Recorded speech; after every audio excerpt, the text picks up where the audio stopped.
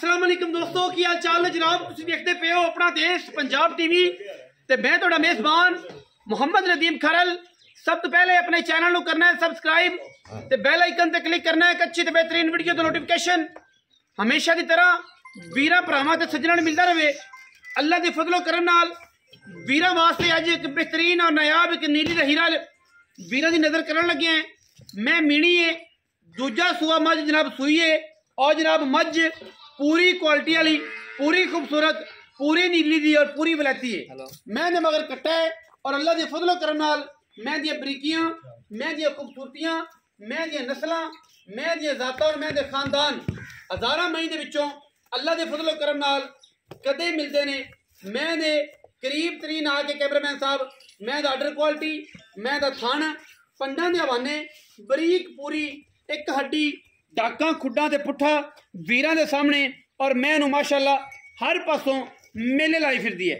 मैं थना च तार तक नहीं रुक रुक दा खूबसूरत और माशाअल्लाह अल्लाह के फजलो करम नाल पंडा दा जनाब मैं हवाना है और मेले लाई फिरदी है।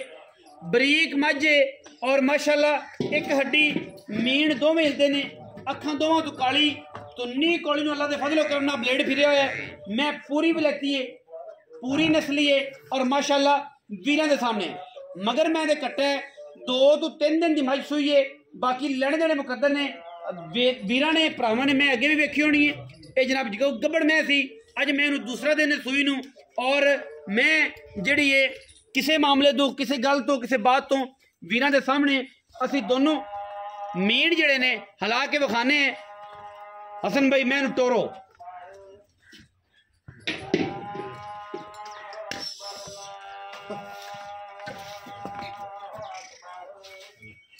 बस छोटे भी खोई दो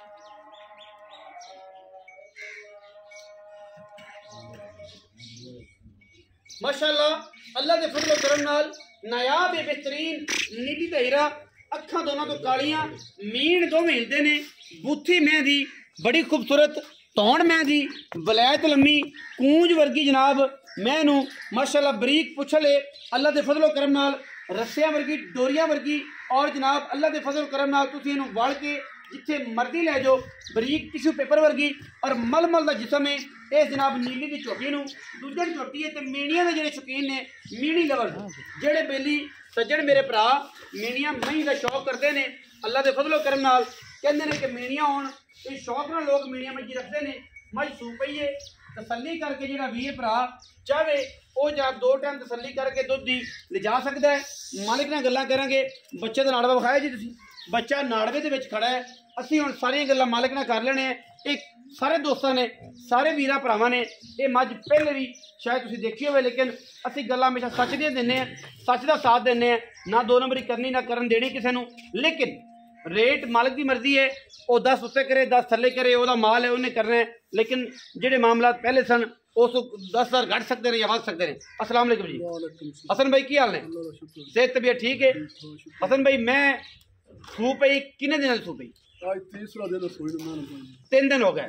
मैं ते मगर कट्टा कट्टा धार ला पसमा चवा 2 टाइम 12 किलो मैं दूध आप चोमन नचोड़ हाँ जी नचोड़ दूध निचोड़ 12 सेर चोमन में एडी चंगी हैगी है जिद्दा थाना उदो खुला चवा कोल आए तेरी आवाज घट निकलदी।